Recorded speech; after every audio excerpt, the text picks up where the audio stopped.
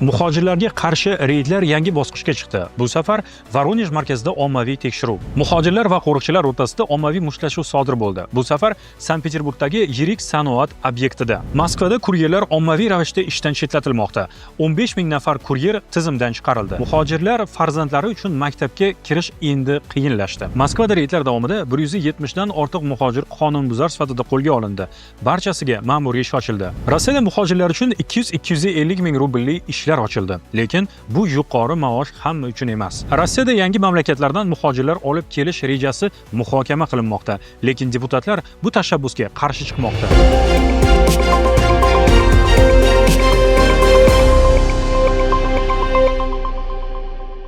Assalomu alaykum. Sizlar bilan Jahongir Saidovich. Hafta yangiliklar bilan tanishib o'tamiz. Qurilish obyektlari va umumiy ovqatlanish joylarida keng qamrovli reydlar o'tkazildi. 50 dan ortiq chet ellik fuqarolari tekshirildi. 10 nafar muhojirni shaxsini aniqlash uchun politsiya bo'limiga olib ketildi. Jami 18 ta ma'muriy protokol tuzildi. Ulardan 10 tasi noqonuniy mehnat faoliyati uchun, 8 tasi yashash qoidalarini buzganligi uchun. 7 nafar muhojir deportatsiya qilinishi belgilandi. Hozirda tekshiruvlar davom etmoqda. Kim noqonuniy ishga jalb qilgan bo'lsa, aniqlanmoqda. Bu endi faqat muhojirlar uchun emas, ish beruvchilarga nisbatan ham qattiq choralar boshlanganini anglatadi. Reydlar markaziy hududlarga ko'chdi. Bu rejali va tizimli nazorat.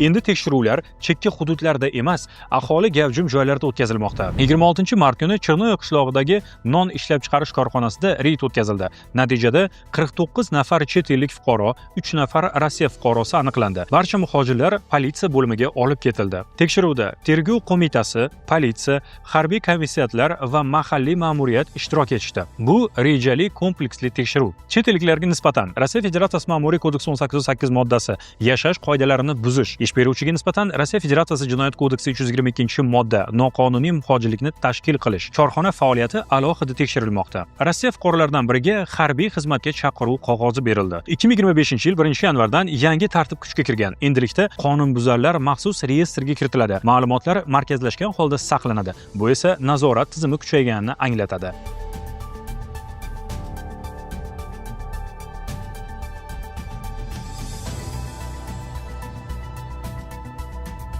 30-aprelgacha o'tish davri. Shu vaqt ichida hujjatlarni qonuniylashtirish va politsiyaga murojaat qilish mumkin. Aks holda deportatsiya, qayta kirish taqiqi va qat'iy jazo. Gazni qayta ishlash zavodida ommaviy janjal yuz berdi. Mojaro qo'riqchilar va qozog'istonlik ishchilar o'rtasida. Sabab maishiy nizo. 31 nafar muhojir politsiyaga olib ketildi. 16 nafar esa ma'muriy javobgarlikka tortildi. Tekshiruv davomida 29 ta pichoq musodara qilindi. Janjal tezda ommaviy mushtlashuvga aylandi. Ayrim manbalarga ko'ra, mojaro etnik tus olgan. Internetda tarqalgan videoda xizmat avtomobili odamlar orasiga kirib kelgani ko'ringan. Qozog'iston Tashqi ishlar vazirligi hodisada o'z fuqarolari borligini tasdiqlagan. Rasmiy bayonotga ko'ra, jiddiy jarohatlar qayd etilmagan. Kasalxonaga yotqizilganlar yo'q.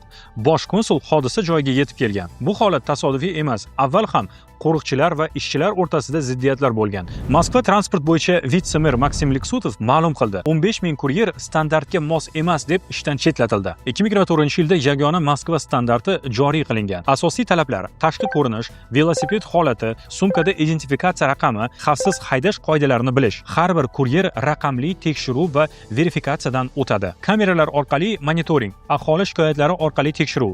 Agar qoida buzilsa, ma'lumot kompaniyaga yuboriladi va darhol chora ko'riladi. Ayrim kuryerlar qayta o'qitildi. Bir qismi butunlay ishdan chiqarildi. Ayrim hollarda ba'ziga kiritilganlar qayta ishlay olmaydi. Hozir Moskvada 125 ming kuryer faoliyat yuritmoqda. Bu esa 2024-yilga nisbatan 25 mingga ko'p. Bozor o'smoqda, lekin nazorat undan ham tez kuchaymoqda. Kuryerlik endi erkin ish emas, qat'iy standartlarga bog'langan tizim. Har bir harakat kuzatuv ostida. Birinchi sinfga qabul qilishda yangi talablar kiritildi. Endi chet el fuqarolari uchun qo'shimcha tekshiruvlar joriy qilindi. Farzandingizni maktabga berish uchun Rossiyada qonuniy yashashni tasdiqlash va rus tilidan test topshirish kerak bo'ladi. Bu shartlar bajarilmasa, maktabga qabul qilinmaydi. Hujjatlarni topshirish gos uslugi yoki pochta orqali amalga oshiriladi. Testga yo'llanmani maktabning o'zi beradi. Qabul faqat testdan o'tgandan keyin. Bu qaror tasodifiy emas. Maqsad til bilimini majburiy qilish va ta'lim sifatini saqlab qolish. Amalda esa filtr kuchayadi. Har bir bola avval tekshirilib, keyin esa qabul qilinadi. Moskvada politsiya va UFSB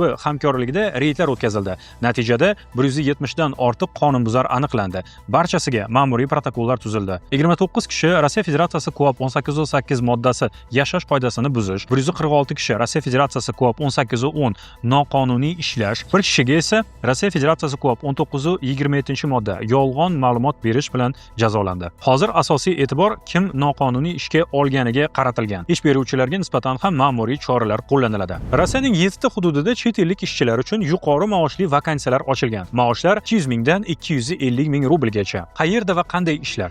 Krasnoyarsk o'lkasi muhandis 200 ming rubl, prorab 230 ming rubl, ombor boshlig'i 230 ming rubl, uchastok boshlig'i 250 ming rubl. Magadan viloyatida esa geolog, buravik, svarshik maosh 200 ming rubldan. Moskvada departament rahbari 230 ming rubl, Tataristonda rahbar lavozimlari 220-250 ming rubldan. Raqamlar katta, lekin shartlar ham qattiq. Bu ishlar oddiy ish emas va yuqori malaka talab qiladi. Asosan muhandislik, boshqaruv, texnik mutaxassislik. Ya'ni 200 ming rubl kuryer va oddiy ishchilar uchun emas. Bu taklif faqatgina tajribali mutaxassislar uchun. Rossiyada Afg'onistondan ishchi kuchini jalb qilish masalasi muhokama qilinmoqda. Muzokaralar ekspertlar darajasida boshlangan. Sabab ishchi kuchi yetishmasligi. Sergey Mironov, Справедливая Rossiya pozitsiyasi yangi davlatlar ro'yxatini kengaytirish shart emas. Sabab migratsiya muammolari allaqachon yetarli. Mironov ta'kidlaydiki, Markaziy Osiyodan kelganlar kamida til va madaniy yaqinlikka ega. Yangi taklif etilayotgan davlatlar Afg'oniston, Hindiston, Shri-Lanka, boshqa muhit, boshqa tizim deb baholanmoqda. Doimiy migratsiya o'rniga maqsadli tizim, aniq ish beruvchi, aniq ish, cheklangan muddat, ya'ni nazoratli mehnat migratsiyasi. Qo'shimcha faktlar. Zamir Kabulov muzokaralar ketmoqda deb tasdiqlagan. Afg'oniston elchisi ham ishchi yuborishga tayyorligini bildirgan. Hindiston ham ishchilar sonini oshirishga tayyor. Rossiya Federatsiyasi hali ommaviy ravishda yangi oqimni qabul qilishga tayyor emas. Sabab nazorat muammosi va xavfsizlik. Mehnat bozoriga odam kerak, lekin har qanday oqim qabul qilinmaydi. Tanlov kuchaymoqda, migratsiya siyosati o'zgarmoqda. O'ylaymanki, ushbu ma'lumotlar sizlar uchun foydali bo'ldi. Savollaringiz bo'lsa, izohlarda qoldirishingiz mumkin.